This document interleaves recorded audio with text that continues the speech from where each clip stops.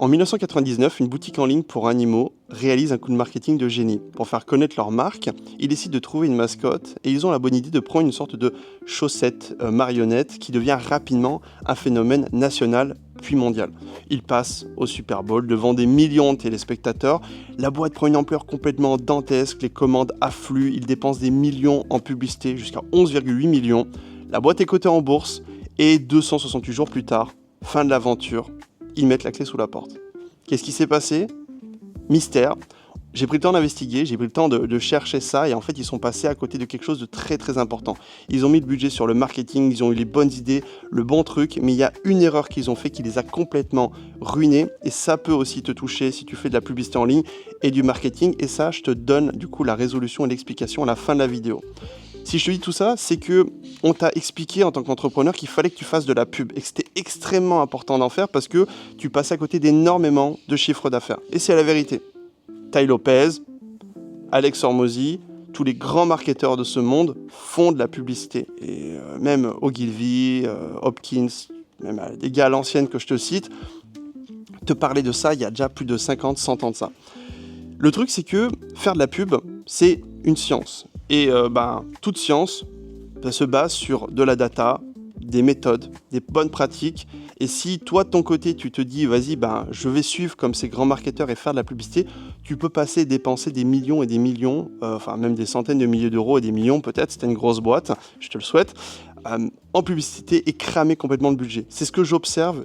Je bosse dans un modèle, dans un système d'attribution marketing. Donc, j'aide les boîtes à réconcilier leurs data pour leur montrer des vrais chiffres pour scaler leur publicité.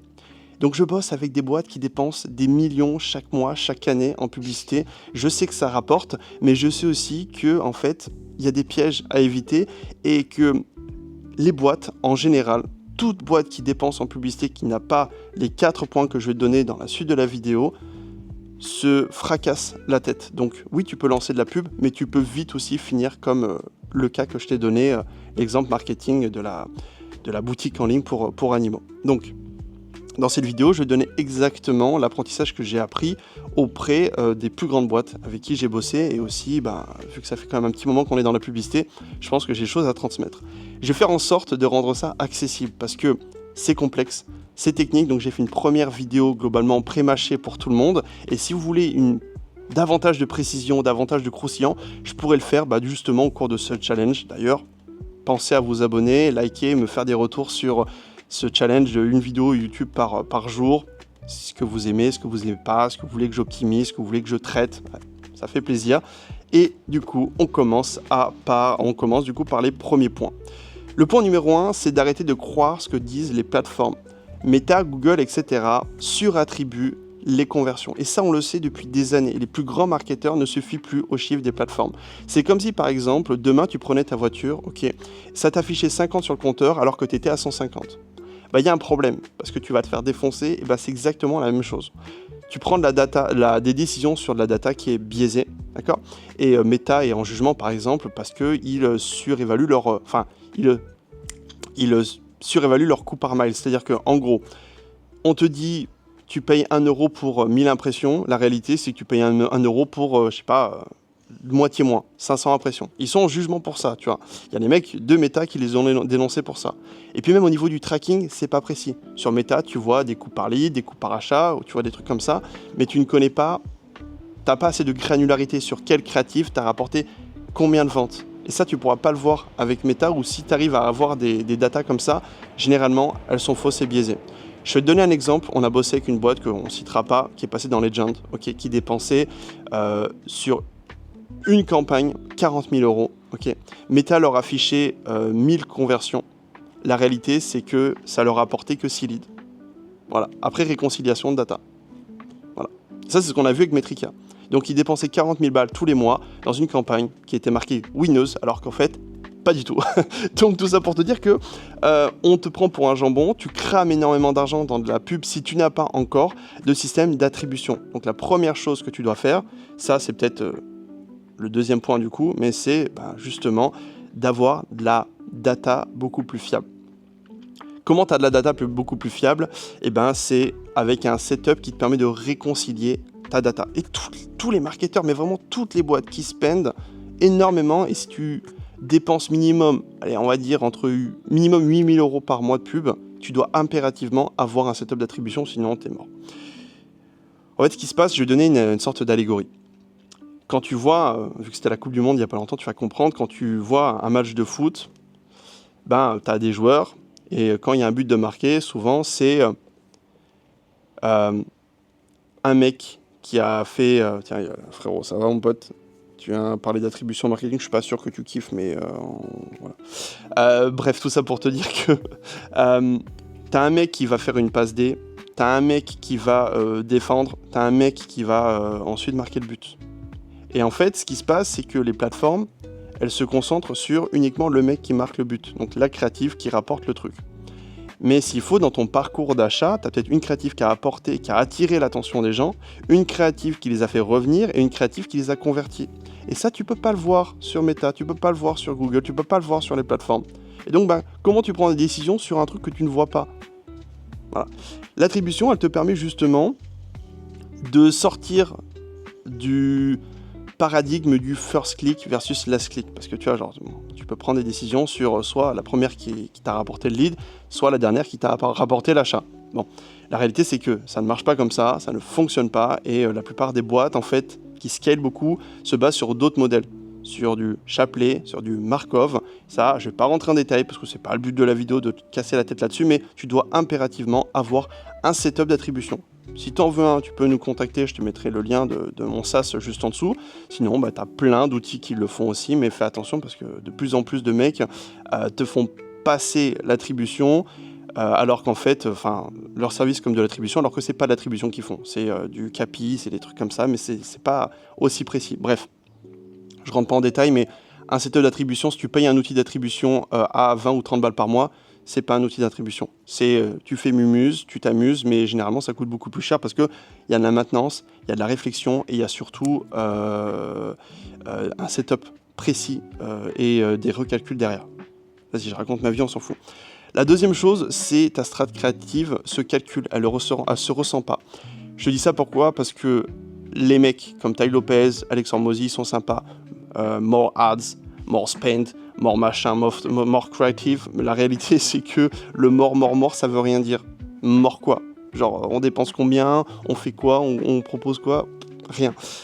Donc ce que j'ai fait, c'est que on s'est basé sur nos data. Donc là, ce que je te donne, c'est pas confidentiel parce que je le partage dans une vidéo YouTube, donc ça serait débile de dire ça, mais si tu veux, c'est basé sur des centaines de millions de créatifs qu'on a analysés de data et aussi de choses que j'ai regardées sur le marché pour te donner un peu plus de précision, de granularité dans ta prise de décision.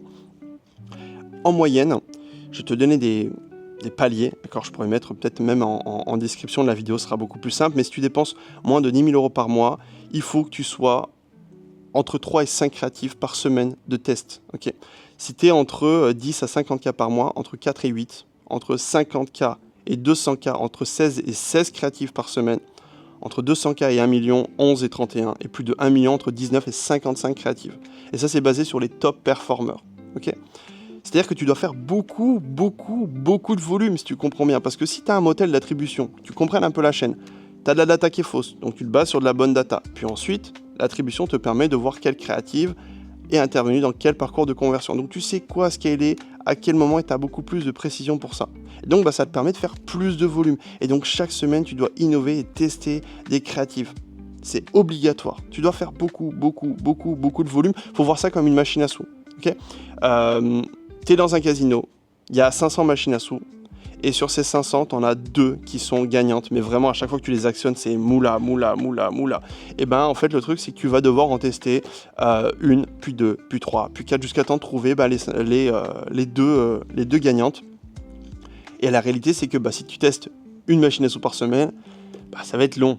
Si tu en testes 10, ça va. Si tu en testes 50, là, ça va être encore plus rapide. Donc voilà, en fonction de ton spend, aussi adapte cette partie. Et après, je vais te donner aussi un petit peu de croustillant, un petit peu de gourmand, un petit peu de bonbon, histoire que tu finisses aussi cette vidéo avec des idées et des statistiques. En gros, ce qu'on a fait, c'est que nous, on a analysé, et sur aussi d'autres sites, les types de créatifs qui performaient le mieux en ce moment. Après, il y a forcément des biais, parce qu'en fonction de l'utilisation, en fonction du nombre de créatifs, forcément, ça peut jouer. ça je t'expliquerai juste après, mais le texte seul, globalement c'est un peu le numéro 1, c'est-à-dire que les créatives avec seulement du texte, on observe qu'elles ont pas mal de conversions. Les images produits, simple, on est du coup en numéro 2. Les UGC vidéo de présentation en numéro 3. Et c'est tout, on va rester sur ça. Juste, le biais, c'est que le texte seul, personne n'en fait trop, donc forcément, quand il y en a, ça attire l'attention, ça attire l'œil, et peut-être les gens cliquent plus dessus. Ça biaise un petit peu la data, s'il y avait plus de texte, je sais pas si on pourrait lui rétribuer autant de conversions, mais bref, tout ça pour te dire que il n'y a pas forcément, enfin, il y a un petit peu de différence quand même entre les trois, il y a 11, 8 et 7, donc tu vois que c'est assez proche, mais voilà, c'est histoire que tu aies une sorte d'ancrage sur la répartition et sur, tu vois, genre fais pas que de la vidéo, fais pas que du texte, fais pas que de la créative visuelle, mixe les trois pour avoir une bonne stratégie créative, d'accord? Et le mot de la fin, ce qui a tué du coup pets.com, c'est qu'en fait, ils avaient un marketing de génie, il n'y a aucun problème là-dessus, mais sauf qu'ils vendaient des sacs de croquettes lourds à faible marge, souvent en dessous du prix d'achat, et ils payaient le transport. Ok. Leur marge brute était négative, et chaque nouveau client creusait alors ce trou à combler, ce trou au lieu de le combler. Donc, tu vois, tu auras beau avoir le meilleur marketing, la meilleure stratégie, si ton produit déjà de base il n'est pas bon, c'est-à-dire qu'il n'est pas conçu pour être scalable, il n'est pas conçu pour que tu aies une bonne marge derrière, mais en fait ça sert à rien de dépenser des millions et des millions en publicité parce que tu vas faire que couler ta boîte. Alors oui, tu vas faire des super chiffres d'affaires, ça sera vraiment vendeur pour si tu fais un podcast sur Legend ou je sais pas où, sur sans permission ou quoi que ce soit, mais la réalité c'est que tu pourras dire ok, j'ai une boîte qui fait 12 millions par mois ou par année. Mais bon, si tu es à perte ou alors que tu fais 1000 euros de bénéf à l'année ou rien du tout, ça n'a rien à voir. C'est pas du business que tu es en train de faire. Tu fais mumus, quoi. Tu dépenses et tu crames de l'argent pour rien. Voilà, je te souhaite une bonne journée. Si ça t'a plu, si t'as kiffé, n'hésite pas à partager aussi et me dire ce que t'as pensé aussi de ce format. J'essaie de l'améliorer, de l'optimiser. Il y a toujours des plus, des moins. J'essaie de trouver des idées. Donc, ça fait toujours plaisir d'avoir des retours. Je te souhaite une bonne journée. À très vite. Ciao, ciao.